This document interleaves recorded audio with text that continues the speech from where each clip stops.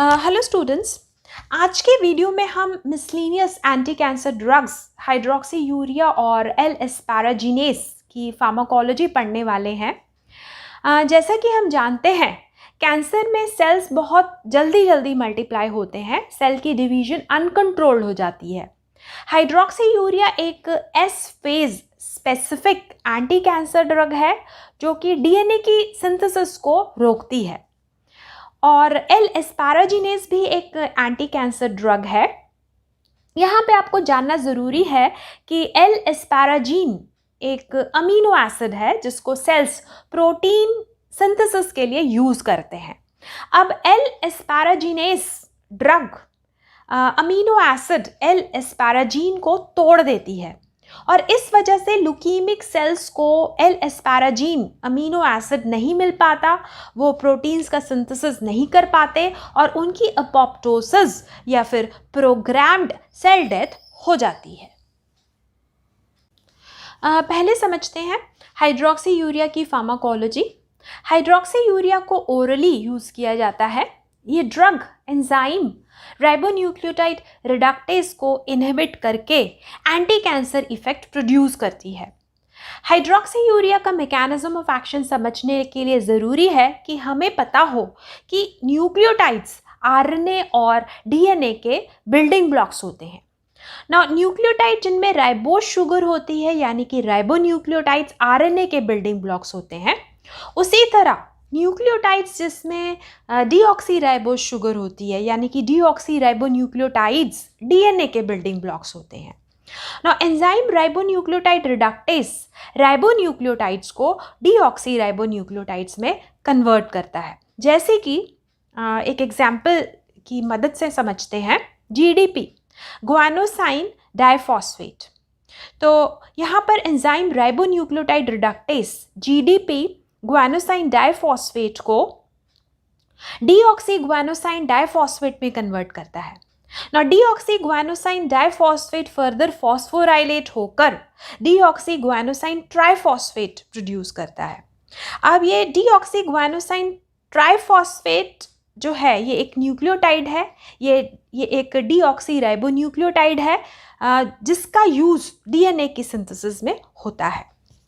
तो hydroxy urea enzyme ribonucleotide reductase को inhibit करता है, जिससे कि डीऑक्सी राइबोन्यूक्लियोटाइड्स का सिंथेसिस नहीं होता और इस वजह से डीएनए का सिंथेसिस रुक जाता है। हाइड्रोक्सी यूरिया एक एस फेज स्पेसिफिक ड्रग है जो कि डीएनए की सिंथेसिस को रोकती है। अब समझते हैं हाइड्रोक्सी यूरिया की indications. Now, hydroxyurea is of primary or main therapeutic value in chronic myeloid leukemia, psoriasis, polycythemia vera.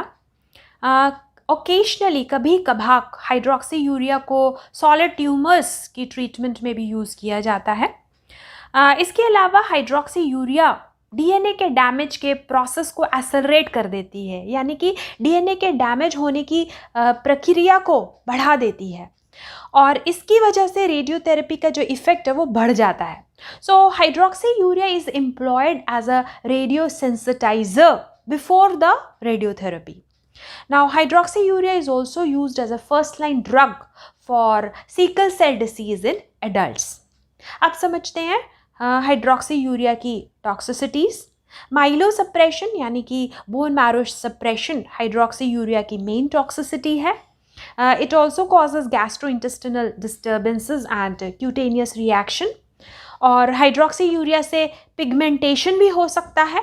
So this is the pharmacology of hydroxy urea. अब पढ़ते हैं अगली एंटी कैंसर ड्रग एल एस्पैराजिनेस की pharmacology. L asparaginase को intravenously या फिर intramuscularly दिया जाता है।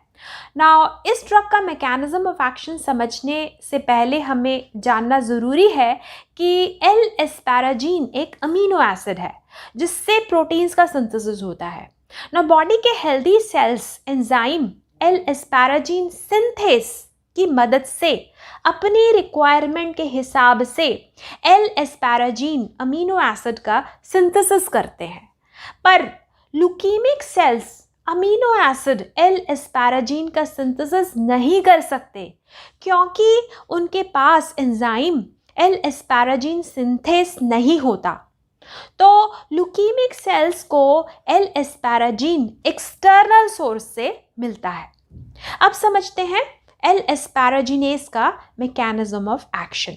ना एल एस्पैराजिनेस एक एंटी कैंसर ड्रग है जो कि अमीनो एसिड एल एस्पैराजीन को एल एस्पार्टिक एसिड में कन्वर्ट कर देती है, यानी कि ये ड्रग एल एस्पैराजीन को तोड़ देती है, इस अमीनो एसिड को तोड़ देती है।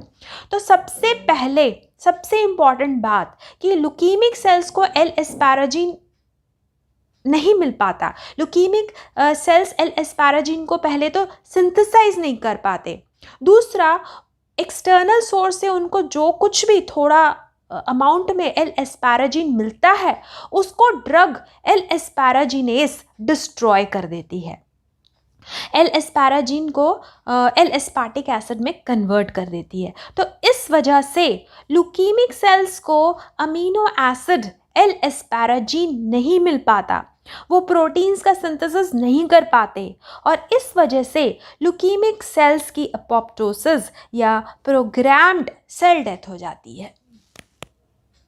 नाउ एल एस्पैराजीन को दूसरी ड्रग्स जैसे कि मेथोट्रेक्सेट, प्रेडनिसोलोन, विनक्रिस्टीन के साथ एक्यूट लिम्फोब्लास्टिक ल्यूकीमिया की ट्रीटमेंट में यूज़ किया जाता है। अब पढ़ते हैं एल एस्पैराजिनेस के adverse effects. Now anti cancer drugs के जो सामान्य जो कॉमन एडवर्स इफेक्ट्स होते हैं जैसे कि bone marrow suppression, alopecia, mucosal damage, वो सब एडवर्स इफेक्ट्स एल एस्पैराजिनेस से नहीं दिखाई देते। पर L एस्पैराजिनेस amino acid L asparagine को तोड़ देता है, एल एस्पैराजीन को एस्पार्टिक एसिड में कन्वर्ट कर देता है। इसकी वजह से प्रोटीन्स का नॉर्मल सिंथेसिस नहीं हो पाता और इसीलिए एल एस्पैराजिनेस से हाइपरग्लाइसीमिया हो सकता है, ब्लड में ट्राइग्लिसराइड्स के लेवल्स बढ़ सकते हैं, पैनक्रियाटाइटिस हो सकता है, लीवर डैमेज हो सकता है, क्लॉटिंग डिफेक्ट्स हो सकते हैं और सीएनएस सिम्टम्स भी हो सकते हैं। दूसरा, एल एस्पैराजिनेस को आईवी या आईएम दिया जाता है। तो एल एस्पैराजिनेस के एडमिनिस्ट्रेशन के बाद बहुत से पेशेंट्स में एलर्जिक रिएक्शंस देखे जा सकते हैं जैसे कि urticaria, chills, fever, rashes including anaphylaxis. Anaphylaxis भी हो सकता है और कुछ केसेस डेथ के भी रिपोर्ट हुए हैं after the administration of L asparaginase. अब पढ़ते हैं PEG asparaginase. Now L asparaginase को पॉलीइथिलीन ग्लाइकॉल से अगर कॉन्जुगेट कर दिया जाए तो बन जाता है पेग एस्पैराजिनेस।